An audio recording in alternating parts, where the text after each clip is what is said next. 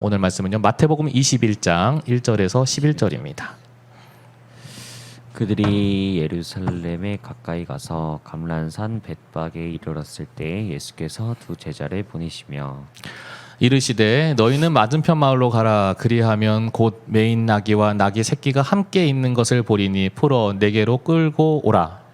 만일 누가 무슨 말을 하거든 주가 쓰시겠다 하라. 그리하면 즉시 보내리라 하시니 이는 선지자를 통하여 하신 말씀을 이루려 하심이라. 일렀으되 아이고 시온 딸에게 이르기를 내 왕이 내게 임하나니 그는 겸손하여 나귀 곧 멍에 매는 짐승의 새끼를 탔도다 하라 하였느니라. 제자들이 가서 예수께서 명하신 대로 하여 나귀와 나귀 새끼를 끌고 와서 자기들의 겉옷을 그 위에 얹음에 예수께서 그 위에 타시니 무리의 대다수는 그들의 겉옷을 길에 펴고 다른 이들은 나뭇가지를 베어 길에 펴고 앞에서 가고 뒤에서 따르는 무리가 소리 높여 이르되 호산나 다윗의 자손이여 찬송하리로다. 주의 이름으로 오시는 이여 가장 높은 곳에서 호산나 하더라. 예수께서 예루살렘에 들어가시니 온 성이 소동하여 이르되 이는 누구냐 하거들. 함께 읽겠습니다. 무리가 이르되 갈릴리 나사렛에서 나온 선지자 예수라 하니라. 아멘. 네, 오늘 말씀의 제목은요 겸손으로 만들어지는 위대함이라는 제목으로 오늘 말씀을 보도록 하겠습니다. 네.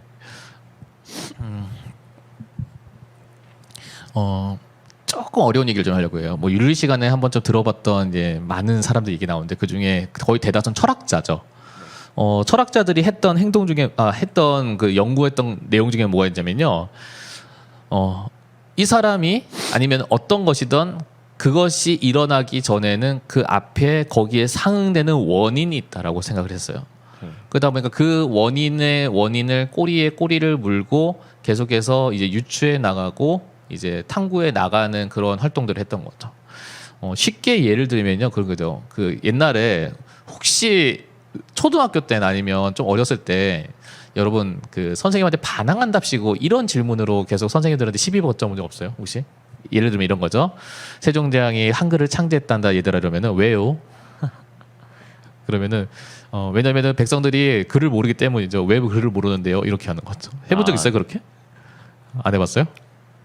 순수한 어린아이의 마음. 저만 못했군요. 그러면 이제 계속 왜를 물고 백성들이 글을 모르는 게 왜 글을 몰라요? 네, 먹고 살기 바빠서 왜 먹고 살기 바빴는데요? 이렇게 계속 왜라고 하는데 근데 왜라고 하는 게 사실은 그 왜는 그 앞의 일에 대한 계속 원인이 되는 거죠. 네. 그러면 그 원인은 또 그 앞의 원인에 대한 결과가 되는 거죠. 네. 그러니까 계속 이렇게 타고 올라가는 거죠. 근데 이 활동을요. 그때 그냥 아이들만의 장난이 아니라 철학자들이 그걸 했다는 거예요. 그래서 최초의 원인이 되는 게 뭔가에 대해서 이제 탐구를 하기 시작한 거죠.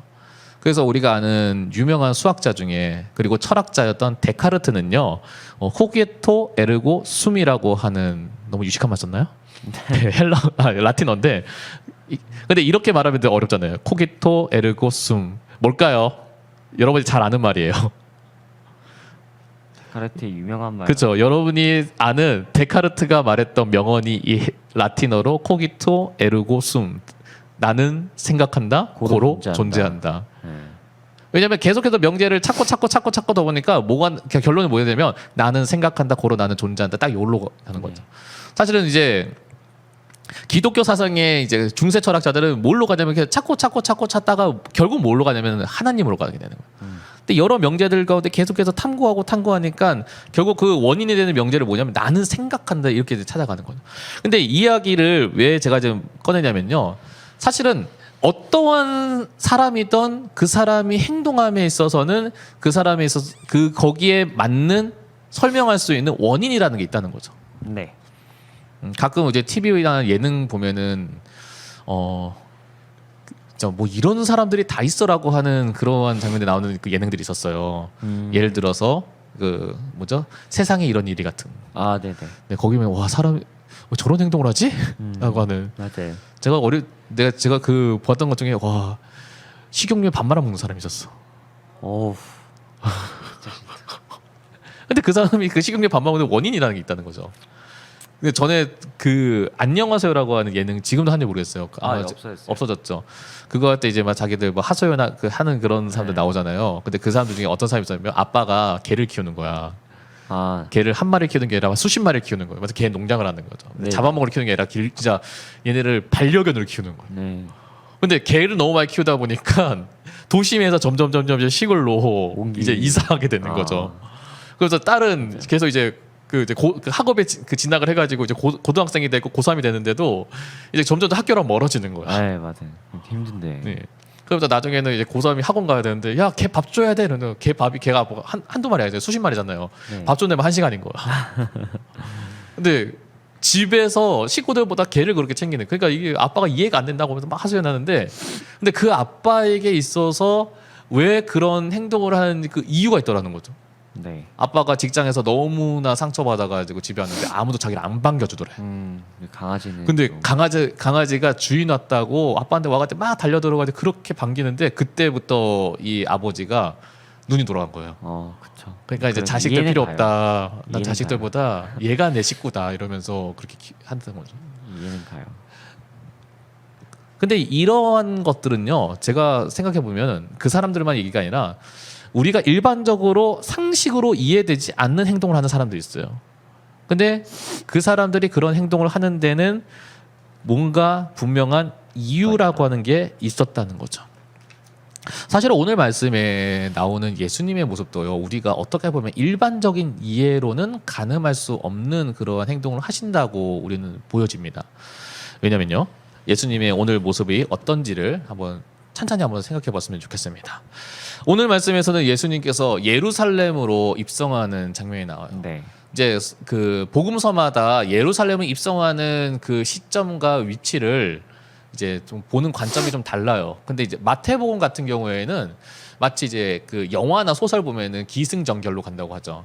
그러면은 전 가기 바로 직전. 한마디로 말하면 갈등이 최고도로 쫙 올라가기 바로 직전에 서서서 전조 단계에 있는 장면이 이 예수님께서 예루살렘에 들어가시는 장면이에요. 네. 그러니까 어떤 면에서 보면은 이제 긴장감이 어느 정도 고조가 되고 그리고 형성해 가는 그런 중요한 장면인 거죠. 네. 그러니까 예수님께서 예루살렘에 들어간다는 그 사실과 현장 자체는요, 굉장히 주목하게 되고 그리고 이제 주목하게 되는 그러한 장면이에요. 그런데 그러한 장면에 예수님께서 이해하지 못할 행동을 두 가지를 하시는 거죠. 예루살렘에 들어가는 거죠. 그 중요한 그 자리에 현장 가운데 뭘 하시냐면은 나귀를 타고 가시는 거죠. 네. 맞아요. 왜 예수님께서 이해 못할 행동이냐면요, 예루살렘으로 들어가시고 나귀를 타고 들어가시는 거죠. 예루살렘에 왜 들어가실까요, 예수님께서? 이제 하나님의 뜻을 이루기 위해. 근데 하나님 뜻을 이루기 위해서, 그죠? 맞죠? 그거는 맞아요. 근데 예루살렘에 들어가서 예수님께서는 어떤 하나님의 뜻을 이루려고 하실까요? 여러분 어떤 건지 아세요?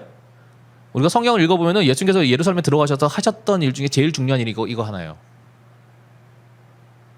네, 우리 선생님들 아시는 분이 얘기하시죠. 바로 십자가에 달려 죽으시는 네. 거죠.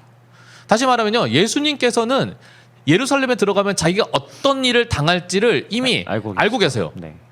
그런데도 예루살렘에 들어가는 거예요. 그건 단적인 예로 내가 앞으로 이 일을 하게 되면 엄청 고생할 거 알아.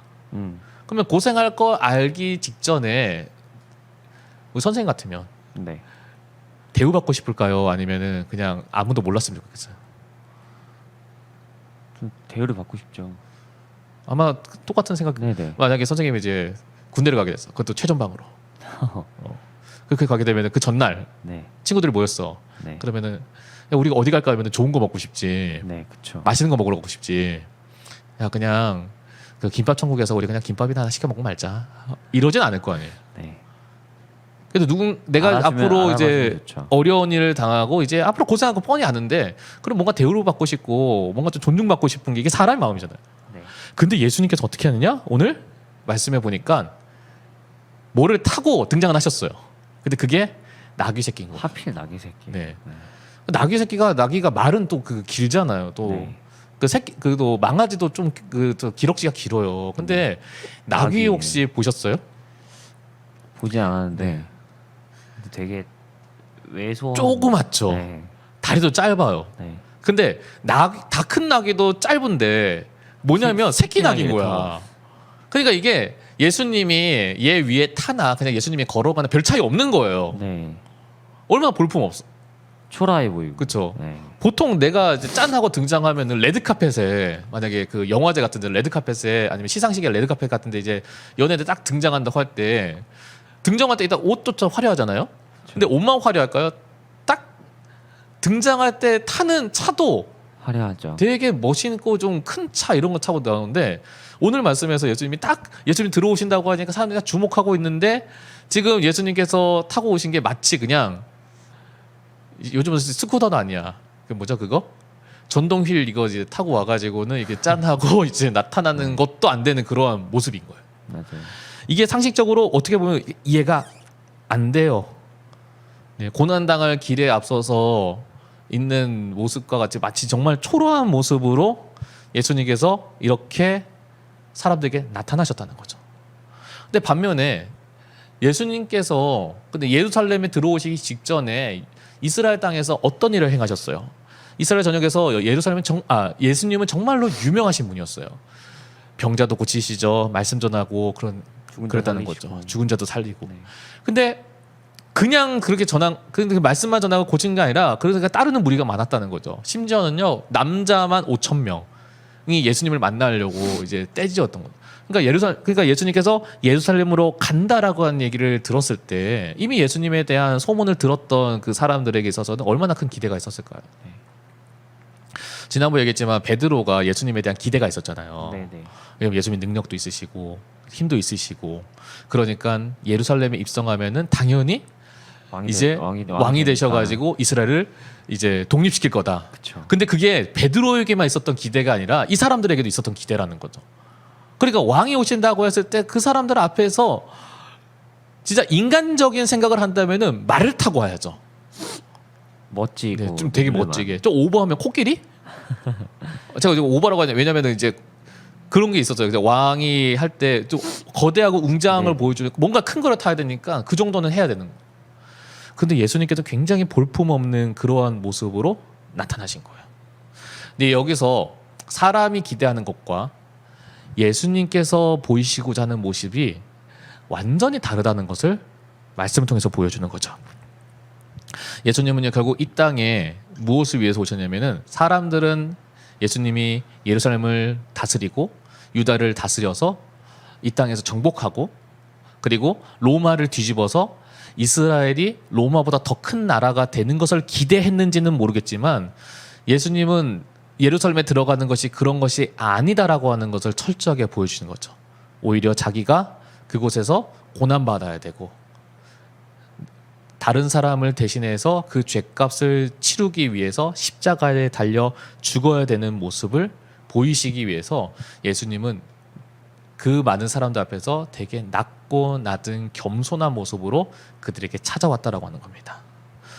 그렇게 예수님은 이 겸손한 모습으로 오셔서 고난의 길을 묵묵하게 걸어가시고자 그 예루살렘에서 그 사람들이 호산나 호산나 외칠 때에 사람들이 마치 왕에게 경배하듯 자기의 겉옷을 내려놓고 그것을 밟고 지나가게끔 했을 때에 그 앞에서 그런 초라한 모습으로 사람들이 나타난 거죠. 이게 예수님께서 세상 사람과 다른 하나님 아들로서 우리에게 보여줬던 겸손한 모습이라고 하는 거죠.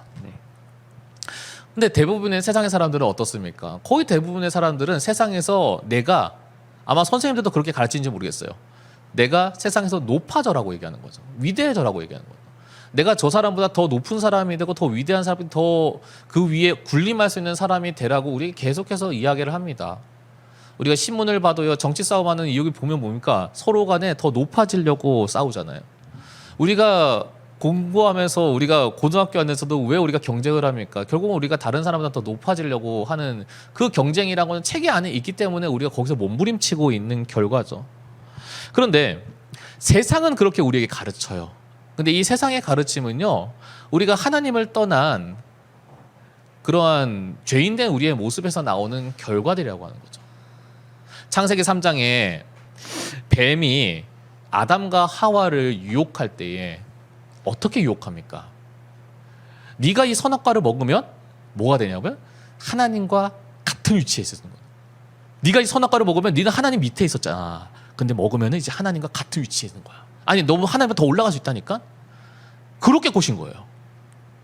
근데 그 흐름이 어디까지 갑니까? 지금도 우리의 삶에서 그렇게 이어지는 거야. 세상에서 내가 높아지려고, 더 위대한 사람이 되려고, 더 잘난 사람이 되려고, 남을 다스리고 남을 지배하고 남을 정복할 수 있는 그러한 사람이 되라고 우리한테 얘기하는 거예요. 그게 이미 우리가 하나님을 아담과 하와 때부터 뱀은 우리에게 그렇게 이야기를 하는 거예요. 그런데 예수님께서는 어떻게 하시냐면 그와 달리 낮아지신 거예요. 겸손한 모습으로 오셨다는 거죠. 우리도 그렇게 사실은 우리의 모습도 그래야 된다는 거죠. 우리가 지금 사순절 넷째 주를 보내고 있습니다. 우리가 주님의 모습을 우리가 닮아가고 묵상한다면요, 우리가 가져야 되는 이 주님을 담는 귀한 성품이 바로 이 겸손이라고 하는 겁니다. 우리는 겸손을 배워야 돼요. 다른 사람의 이름이 내 이름이 높아지고 내가 잘난 사람이 되는 것보다 더 중요한 거는 내가 낮아지는 거죠. 내가 다른 사람을 굴림해서 내가 명령이면 다른 사람이 그것을 듣고 그냥 시키는 대로 하는 그런 힘 있는 사람이 되는 것이 아니라 내가 그 사람을 섬길 수 있는 그런 낮은 사람이 되어야 된다는 거죠. 왜냐하면 예수님께서 그렇게 우리에게 보여주셨기 때문입니다. 다시 말하면요, 우리는 세상의 상식으로 하면은 높아지려고 하는 삶이 아니라 낮아지려고 하는 세상과는 전혀 다른 역행하는 삶을 살게 되는 거죠. 그런데 그 삶이 맞는 거예요. 왜냐하면 그게 믿음의 사람의 모습이고, 믿음의 사람은 세상의 기준이 아니라 하나님의 기준으로 살아야 되기 때문입니다. 세상은 여러분의 계속해서 높아지라고 얘기합니다. 그러나 예수님께서는 몸소 겸손을 보여주셨죠. 그래서 예수님께서 어떠한 삶을 사셨는지에 대해서 빌립보서 2장 5절에서 11절 말씀이 우리한테 이렇게 얘기합니다. 너희는 이 마음을 품으라 곧 그리스도 예수의 마음이니 그는 근본 하나님의 본체시나 사람과 동등됨을 취할 것으로 여기지 아니하시고, 어떻게 하냐면 오히려 자기를 비워 종의 형체를 가지사 사람들과 같이 되셨고, 그러니까 하나님의 아들로 오셨는데 신의 아들로서, 하나님의 아들로서 사람들 앞에 권위와 힘을 발휘해서 그들을 굴복시킨 것이 아니라 오히려 자기를 비우셨다는 거죠. 하나님의 아들로서의 권위를 다 포기하셨다는 거예요. 그리고 사람들과 같이 되셨고 사람의 모양으로 나타나사, 그리고 나오죠, 자기를 낮추시고 죽기까지 복종하셨으니, 그들을 섬기셨으니 곧 십자가에 죽으심이라. 그런데 여기까지만 본다면 예수님께서는 마치 손해만 보신 것 같아요. 마치 예수님께서는 그냥, 죄송합니다, 이런 표현 쓴 게 요즘 여러분에게는 맞는 것 같아요, 호구된 것 같아요. 근데 9절의 말씀에 반전이 나오죠. 이러므로 하나님이 그를 지극히 높여 모든 이름 위에 뛰어난 이름을 주사 하늘에 있는 자들과 땅에 있는 자들과 땅 아래에 있는 자들로 모든 무릎을 예수의 이름에 꿇게 하시고 모든 입으로 예수 그리스도를 주라 시인하여 하나님 아버지께 영광을 돌리게 하셨느니라. 아멘. 아멘. 결국 뭡니까? 세상의 사람은 위대해지려고 막 올라갔지만 예수님은 하나님의 아들이심에도 불구하고 하나님 아들로서의 권위와 능력과 힘도 모든 거 다 포기하고 나서 낮추시는 거예요. 얼마나 낮추시냐면은 아예 자기가 지은 죄도 아닌 그 죄를 대신 지고 십자가에 죽으실 때까지 낮추신 거예요. 근데 그렇게 자신을 완전히 밑바닥, 아니 지하까지 이제 더 내려갈 곳 없을 정도로 밑바닥까지 낮추시니 어떻게 했냐? 하나님께서 그 어떤 이름보다도 위대한 이름으로 예수 그리스도를 두셨다. 소름 돋지 않으세요? 네. 저는 이 부분 읽을 때 굉장히 소름 돋더라고요. 그러니까 하나님께서는 우리한테 위대한 삶을 살라고 하는데 그 위대한 삶이라는 건 내가 잘난 사람, 다른 사람보다 뛰어나고 잘난 사람이 아니더라고요. 거죠. 오히려 자기를 낮추는 사람, 겸손한 사람이 된다는 거죠. 어제도 지난 시간에 얘기했지만 사람들은요 화내고 싸워요. 지금 내 마음대로 안 되니까 화내고 싸우는 거죠.